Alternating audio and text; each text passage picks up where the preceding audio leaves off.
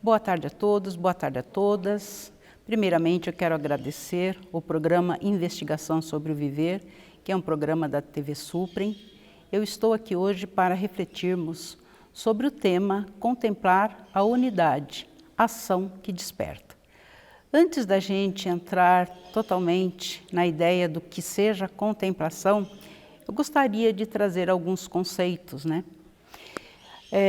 Enquanto estudante, enquanto membro da Sociedade Teosófica, a literatura para nós é muito importante. A literatura arcaica, a literatura das idades. Fala-se, né, a doutrina secreta, que em meados da terceira raça raiz, o homem conquistou um atributo, e esse atributo é conhecido entre nós como manas. Manas é o princípio conhecido como aquilo que pensa no homem. Porque muitas vezes a gente pensa que é o cérebro que pensa, né, em nós. E, na verdade, esse atributo é alguma coisa dentro deste cérebro que nos leva a pensar, né? Com a conquista de manas ou da mente, como nós também podemos conceituar, nós podemos pensar. Com a mente em desenvolvimento, aos poucos nós apreendemos sobre a inteligência, que é alguma coisa diferente do pensamento. No homem, a inteligência ela tem a função psíquica que contribui para que uma pessoa consiga entender o mundo, as coisas e situações, ou seja, a essência dos fatos. Esse processo evolutivo, ele passa por vários estágios. A literatura diz o seguinte, que nós dormimos no mineral, nós sonhamos no vegetal, nós movimentamos no animal e nós despertamos no homem, no reino hominal. A compreensão da vida através da mente começa quando nós conquistamos o direito de nascer num corpo humano. Porque como nós passamos por todo esse ciclo, né, do mineral, vegetal, animal e hominal, quando nós conquistamos o direito de pensar uma mente, é porque nós conquistamos também o direito de nascer num corpo humano. Por quê? Porque o animal, ele não tem o raciocínio como o ser humano tem. Eu posso dar um exemplo como, por exemplo, se um cavalo estiver ao relento, estiver no tempo e vir uma chuva, aquelas gotas de água podem incomodá-lo e ele pode buscar um abrigo. Mas ele não reflete se aquela chuva vai demorar muito tempo, se hoje vai parar de chover, se amanhã vai parar de chover ou não. E o homem tem esse tipo de reflexão. Por isso o homem ele consegue ir desenvolvendo a sua mente a partir do momento que ele conquista o direito de pensar. No início, quando nós conquistamos o direito de ter uma mente, e essa coisa chamada, né, mente, manas, ela passa por vários meios de atenção. Nós começamos a desenvolver uma atenção. É claro que no começo essa atenção é muito frágil, né? E essa compreensão ela vai crescendo e essa atenção ela é a raiz da clara percepção que a gente atinge uma certa plenitude desta atenção quando a gente começa a quietar, né? Como é o silêncio que a gente cultiva pelo pensamento. Mas o homem, a tendência no cultivo desse pensamento tem muito mais a ver com a inteligência, que na medida em que nós vamos desenvolvendo a capacitação do pensamento, esse pensamento também ele passa por várias gradações que nos leva a ter em nós a compreensão, opa, deve ter alguma coisa mais instigante, alguma coisa dentro de nós que nos leva a ter vários tipos de reflexões na compreensão dos fatos, que é a inteligência. E que a gente, aos poucos, a gente vai despertando essa inteligência.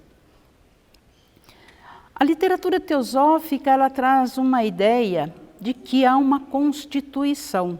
E essa constituição do corpo do homem, a gente fala sobre uma constituição externa, uma constituição física e uma constituição interna. Fala-se que é uma trindade, uma tríade, que é formada pelos princípios átmico, né, que seria o primeiro princípio, o princípio búdico, que tem a ver com o amor, sabedoria, que é o segundo princípio, e o terceiro princípio, que é manas superior, que é o veículo de Budi, né? Que nós, nesse momento, não vamos nos aprofundar nesse tema, porque não é o objetivo nesse momento. E esta tríade divina, por ser muito sutil, por ser muito leve, ela precisa de outros veículos, ela precisa de outros invólucros. E eu tenho aqui um diagrama que vocês vão entender o significado disso. Essa trindade, ela vai se desdobrando e vai criando invólucros, vai criando veículos para que ela possa se manifestar. E quando ela adentra a estes corpos mais densos, a gente fala que ela adentra, ela busca o conforto, digamos, porque está mergulhando na ilusão, no quaternário inferior. Esse quaternário inferior, ele é constituído por um corpo que a gente chama de corpo porque não tem outro nome para dar. Corpo astral, duplo etéreo, o corpo mental inferior e o corpo físico, que são veículos desses corpos sutis. E o que acontece? Quando esta entidade, ou esta mônada, este Atman, quando ele começa no seu processo de materialização, é como se ele ficasse preso dentro desta cadeia conhecida como quaternário inferior. Por isso, quaternário, porque simboliza uma coisa que é quadrada, certo?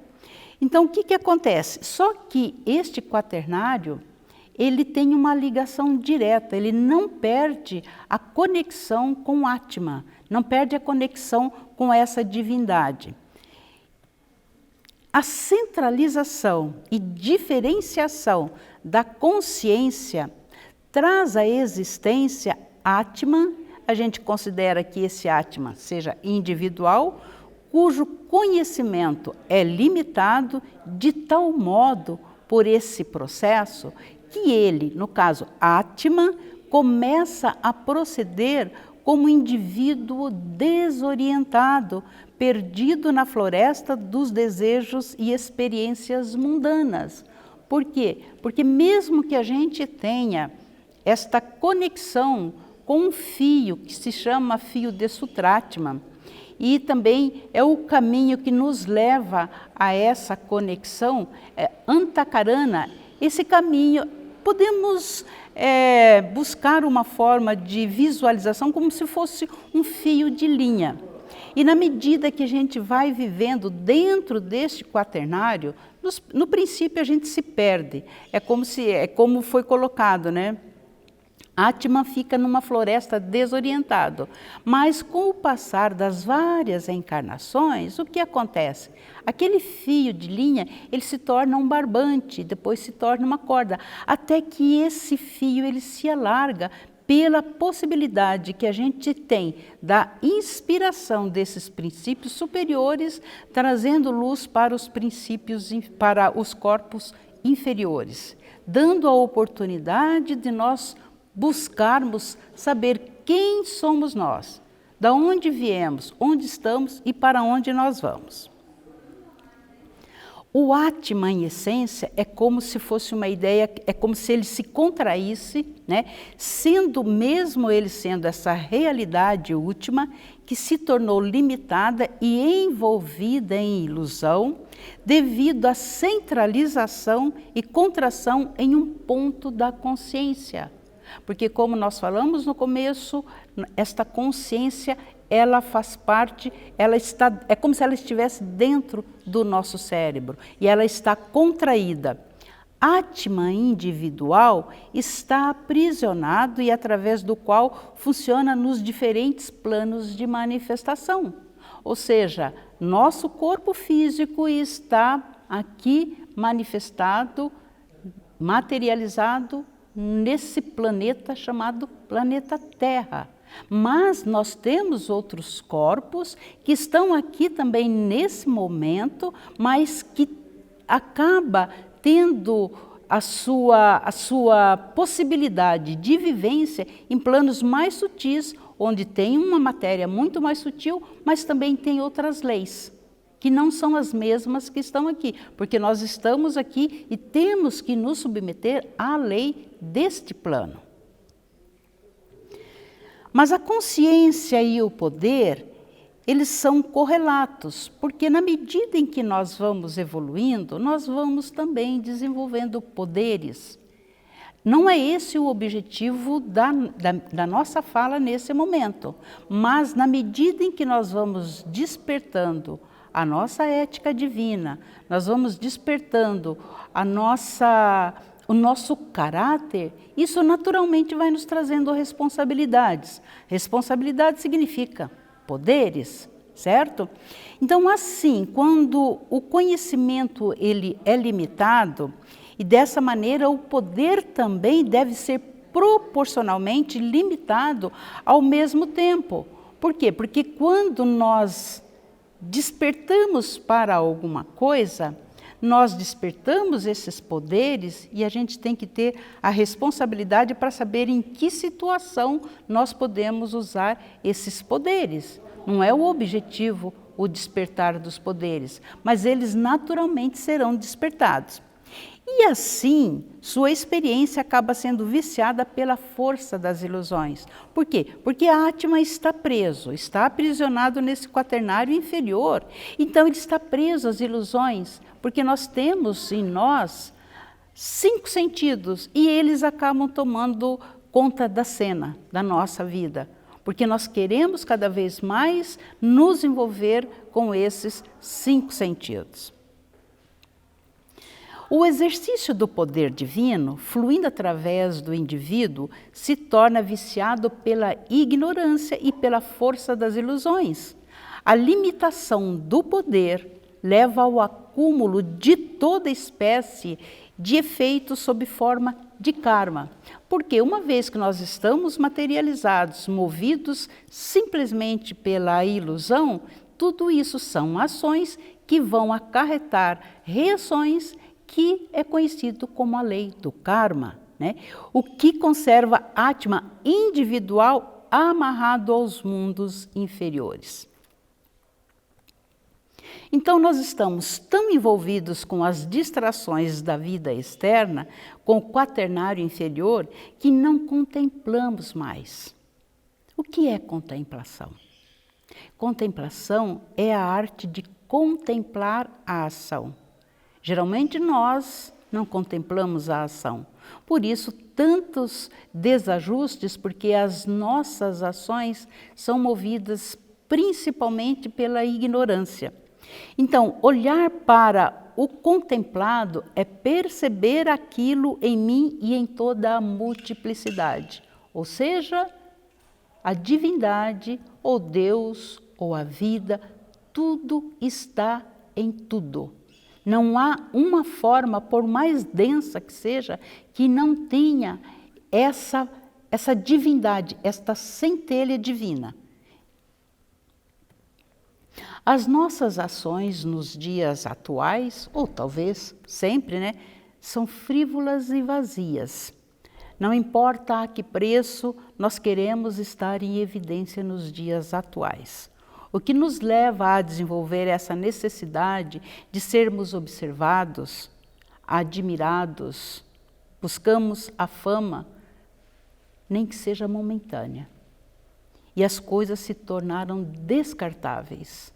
É comum, né, nós percebermos pessoas que vão nas lojas, enchem sacolas, e às vezes tem pessoas até, já ouvi relato de pessoas que saem com sacolas vazias, mas com prazer de mostrar que está saindo com sacolas. Então, essa necessidade da gente se mostrar nos dias atuais, de estarmos em evidência, é alguma coisa que leva a gente a refletir por que nós chegamos nesse estágio. Os nossos desejos estão voltados para a aquisição de qualquer coisa. Eu não sei se vocês já perceberam, às vezes a gente compra qualquer coisa pelo simples prazer do consumismo. E nós precisamos estar atentos a isso. Não importa o que nós queremos comprar, o que nós compramos, o que nós queremos é ostentar. Em sermos vistos com bens adquiridos ou na companhia de pessoas muito importantes às vezes, de acordo com os critérios de avaliação, claro, criado por uma sociedade materialista. E nós somos levados por essa enxurrada, por isso a necessidade da nossa contemplação. Agora existem certos vícios que nos levam a impedir que nós possamos contemplar. Por que será que nós paramos de contemplar? E geralmente a gente pensa que a contemplação é um estado de você ficar perto de uma montanha, olhando para o vazio, e nós achamos que muitas vezes nós estamos contemplando. Claro que nós podemos estar contemplando, mas a contemplação não é isso somente. Então, o que nos impede muitas vezes o estado contemplativo? Aristóteles diz que uma das mais belas ações é quando nós colocamos, aliás, uma das mais belas contemplação é quando nós colocamos a nossa ação, quando nós entramos em atividade. Como será isso? No decorrer da nossa fala, eu vou mostrar um painel para vocês, para a gente perceber como é que nós podemos mudar o nosso estado contemplativo e sermos úteis. Então, o que nos impede esse estado de contemplação? Quais são esses vícios? A ignorância, o egoísmo, preconceito, ganância, a arrogância, soberba e principalmente indiferença. A ignorância é o pior de todos os estigmas que o homem pode lançar sobre si mesmo. A ignorância é o mal. A ignorância é a causa de todos os males e tormentos que afligem a humanidade, porque nos faz apreciar o que é indigno de apreço, afligir-nos pelo que não nos deveríamos afligir, ter por real o que não é real, mas ilusório, e passar nossa vida correndo atrás da posse de objetos desnecessários, descuidando daquilo que na realidade é o mais valioso, que é a vida e a relação saudável entre todos. Por que tantos conflitos na atualidade? Porque até a própria história da humanidade, não posso também considerar que seja só nos dias atuais. A história da humanidade ela é recheada de conflitos. Por quê? Porque os nossos relacionamentos são relacionamentos adoecidos. E nós precisamos buscar a cura. E a cura ela vem através das relações. Nós precisamos cuidar, nós precisamos fazer com que esses relacionamentos sejam curados. A partir do quê? A partir do respeito, a partir da compreensão do outro. Enfim, existem tantas qualidades, tantas virtudes que nós podemos despertar em nós para curar os nossos relacionamentos. Mas, infelizmente, estamos ainda mergulhados na ignorância.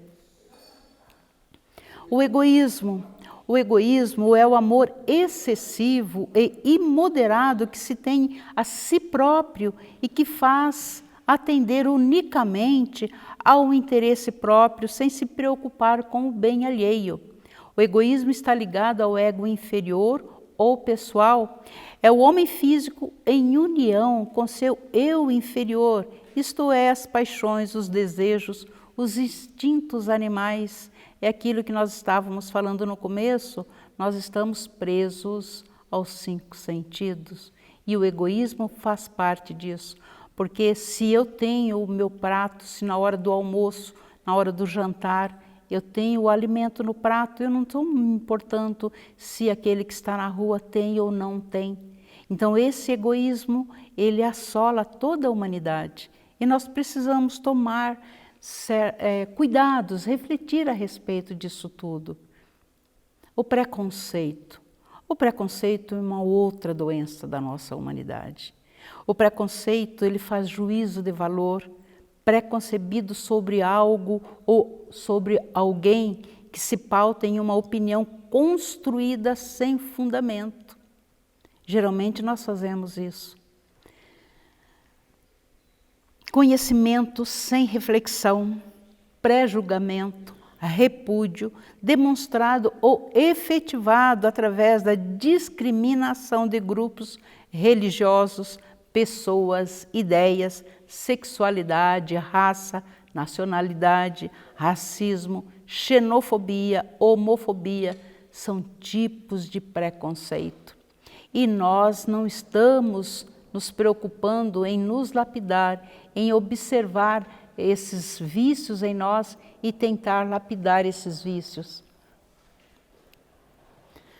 Esses comportamentos que demonstram repúdio ou aversão são convicções fundamentadas em crenças e superstições.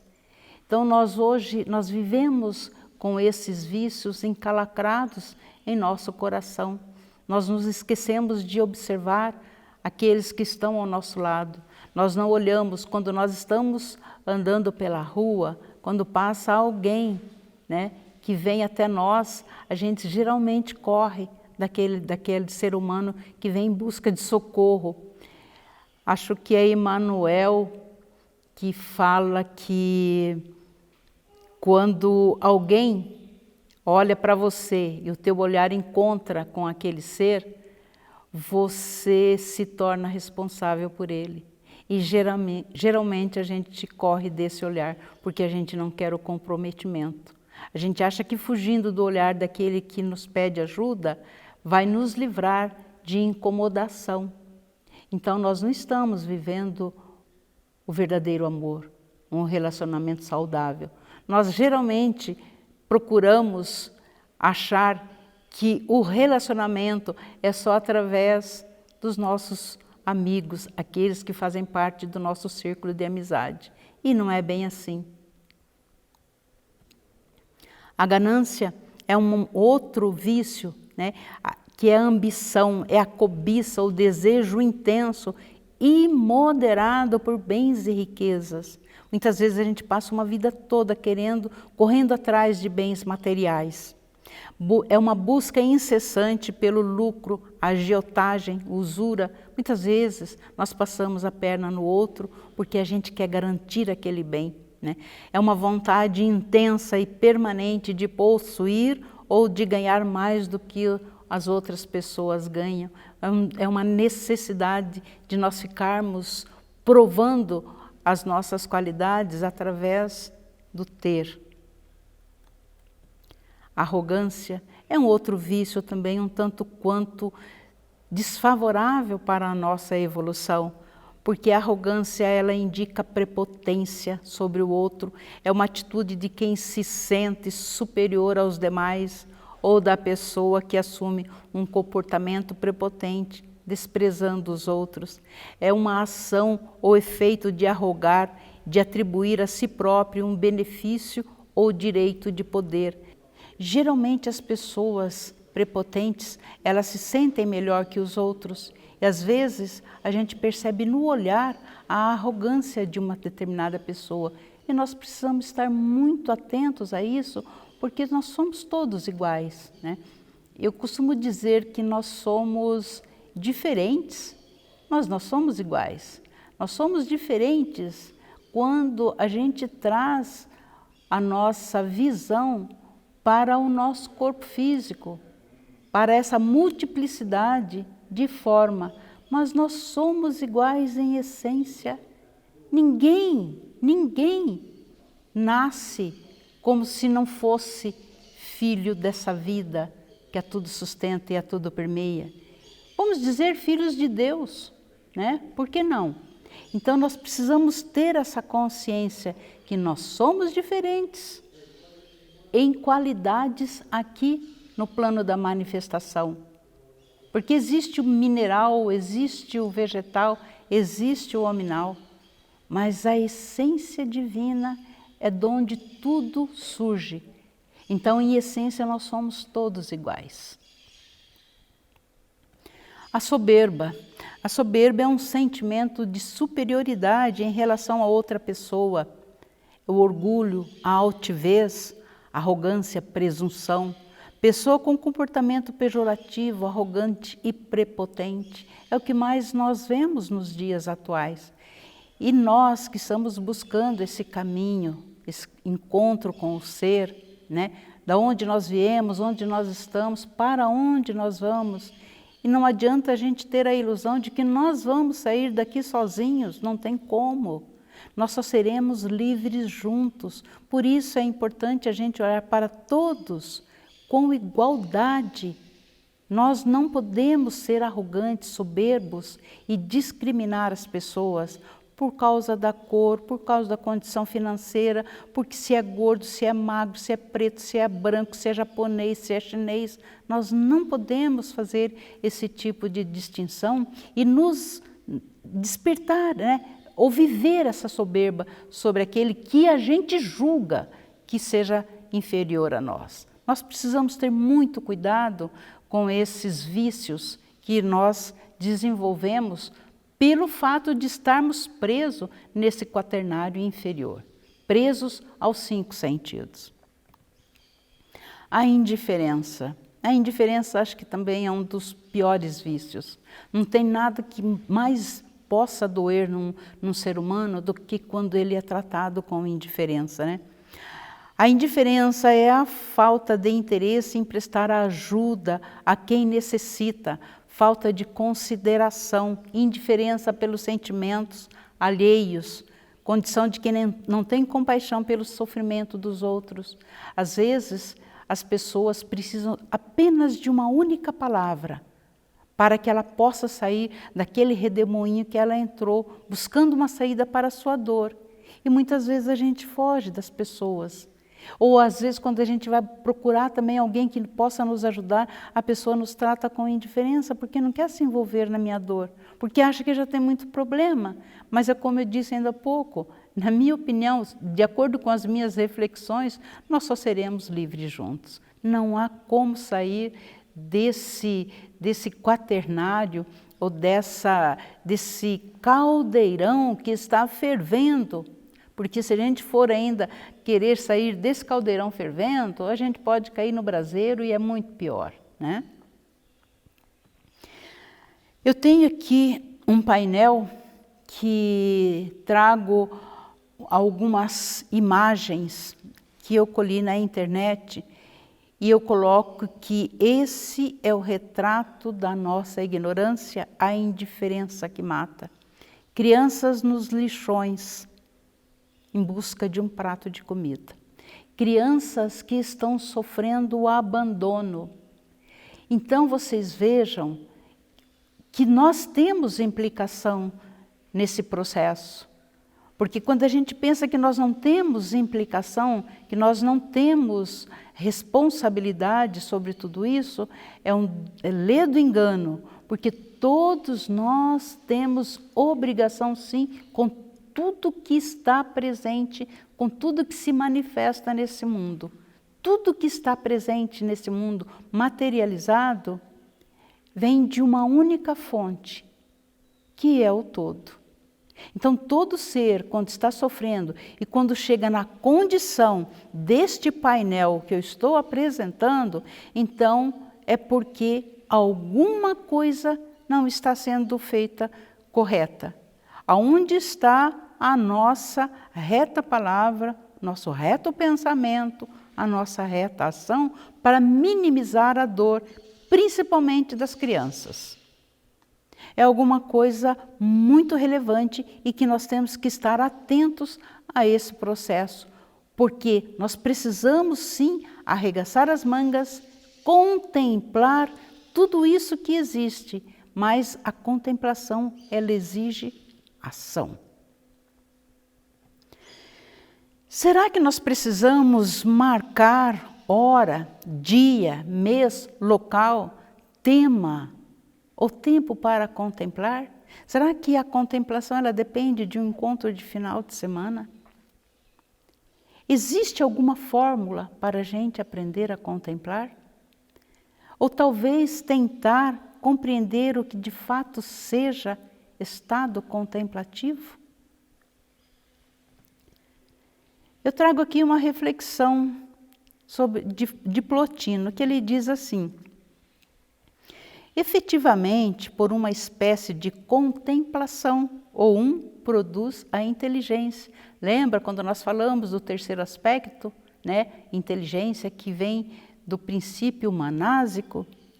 Então, ele fala, efetivamente, por uma espécie de contemplação, ou produz a inteligência. Esta, por sua vez, pela contemplação do produz a multiplicidade das ideias, já que não é capaz de abranger com uma só ideia toda a infinita perfeição do Isso é uma coisa maravilhosa, é uma ideia que a gente pode refletir e a gente extrai dessa fala, dessa máxima, coisas perfeitas para desenvolver as nossas virtudes. Nesse ato de contemplação, a inteligência produz a alma do mundo e esta, por sua vez, ao contemplar a inteligência e o bem, ela produz as demais almas e a matéria. Toda a imensa atividade do universo se desenvolve em virtude de uma contemplação harmônica, porque tudo está em harmonia. A lei principal que rege toda essa complexidade chamada logos do sistema é regido por uma lei da harmonia. E é essa lei que nós devemos buscar. O que produz, contempla o que produz. E sua contemplação é sua produção. Ainda na matéria, nos seres materiais, Plotino descobre uma contemplação mínima e escura que sempre se inclina em direção ao Ser Supremo. Nós vamos entender isso. E por isso a contemplação é o caminho que a alma deve retomar para voltar ao seu primeiro princípio, Atman. Então, quando nós nos voltamos em direção às coisas aqui de baixo, como diz Plotino, e no grau em que nos voltamos a elas deixamos de contemplar. Quando olhamos em direção às coisas superiores, contemplamos de maneira perfeita e tanto mais quanto mais elevado for o objeto de nossa contemplação.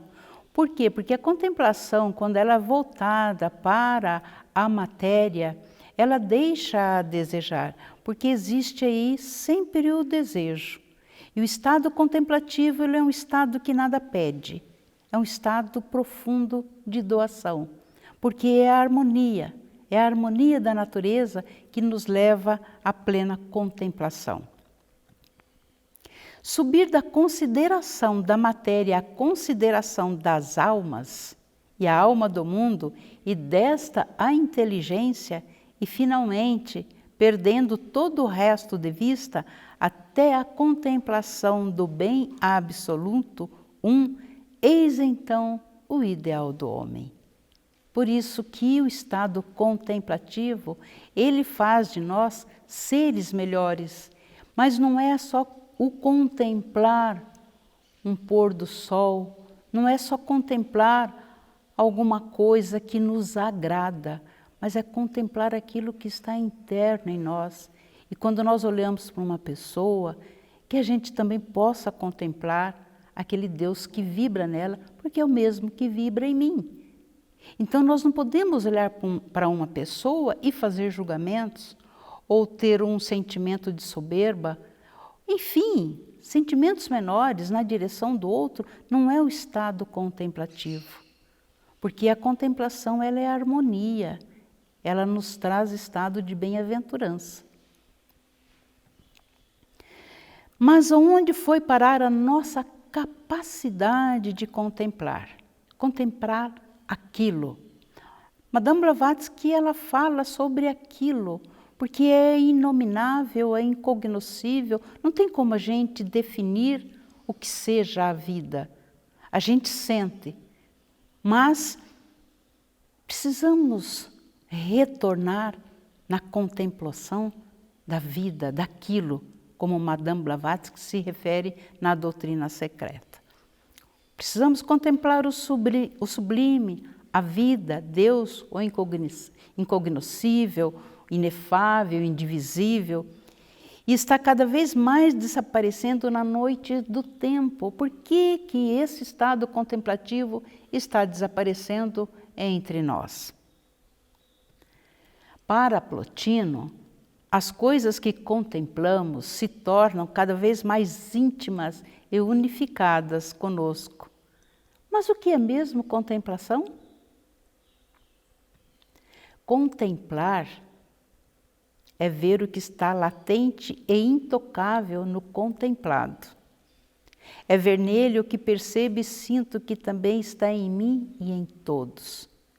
É aceitar como o visto está envolto e não deixar que o invólucro segue a nossa visão. Lembra no começo, quando nós estávamos tecendo a respeito do invólucro, quando o Atman, ele se desdobra e se torna um Atman individual, aquela trindade superior, ela cai no quaternário, e esse quaternário envolve todos esses princípios sublimes, cegando a nossa visão. Então nós temos que começar a fazer um esforço para percebermos que esse estado de ilusão, ele deve ser rompido. E só através de Maya, através dessa ilusão, é que nós vamos perceber a realidade. Então nós precisamos nos esforçar de alguma forma. Quais são as virtudes que podem fazer com que a gente desperte para a contemplação? Sabedoria, altruísmo, empatia, o compartilhar, a humildade, a igualdade e principalmente o sentimento de unidade. A sabedoria é a própria essência da sabedoria e ela está contida no não ser. Este termo também é aplicado ao verbo ou logos, o demiurgo, pelo qual o universo foi chamado à existência. O altruísmo, ele deriva da palavra alter, outro, qualidade oposta totalmente ao egoísmo. As pessoas altruístas, elas praticam ações que visam o benefício do próximo e não o seu benefício próprio. A alteridade que parte, alteridade do latim alteritas, outro é a concepção que parte do pressuposto básico de que todo ser humano social interage e é interdependente do outro. Por isso que eu disse, só seremos livres juntos, porque existe uma teia, nós estamos inseridos numa teia e nós somos interdependentes. Ninguém consegue viver sozinho. Eu preciso do homem que planta o algodão para fazer minha roupa. Eu preciso do lavrador que planta o arroz, que planta o feijão. Eu preciso, enfim, é uma cadeia. Nós não conseguimos sobreviver sozinhos. E isso é importante que a gente desperte para esse altruísmo que cada um de nós está fazendo a sua pequena parte. A existência do eu individual só é permitida mediante um contato com o outro. Assim, pode também se dizer que a alteridade é a capacidade de se colocar no lugar do outro na relação interpessoal, com grupos e também com a família, trabalho, lazer, etc. Essa relação, ela deve ser como base, ela deve ser uma consideração, uma identificação e diálogo. Alteridade não significa que tenha de haver uma concordância, mas sim uma aceitação de ambas as partes.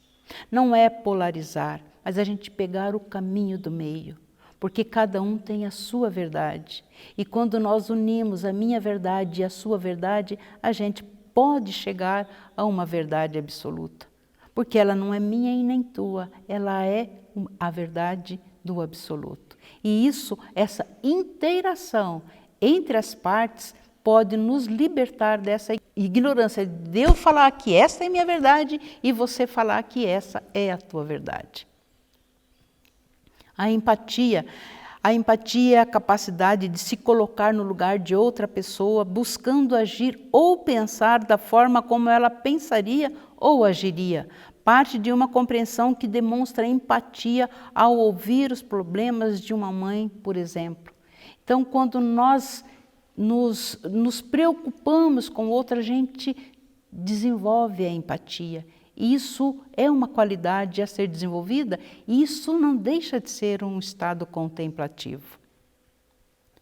O compartilhar, quando nós compartilhamos, quando eu não quero atrair tudo para mim, é uma qualidade positiva que também pode nos levar ao estado contemplativo.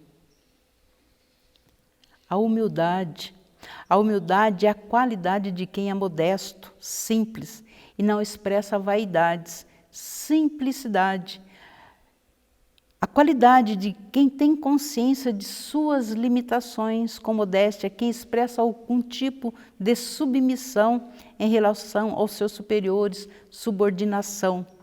Escassez de luxo, de ostentação, sobriedade, humildade de suas vestes. Ou seja, muitas vezes a gente quer se colocar com coisas, tem gente que se coloca cheio de ouro, cheio disso, cheio daquilo, mas ninguém leva isso para lugar nenhum. E sem contar também a extração, né? Que a gente vai tirando do nosso solo, enfraquecendo o nosso solo, também pela extração dos minerais. Então nós temos que ter essa humildade de saber que nós estamos aqui nesse planeta, a gente veio aqui para lapidar, tudo já foi criado, mas nós estamos aqui para lapidar e não para extrair, né, toda a matéria-prima que existe aqui. Basta que nós estamos vendo hoje os nossos problemas de clima, né? E de repente a gente não quer parar para pensar e reaver, né? Rever os nossos conceitos. É necessário que a gente repense sobre isso.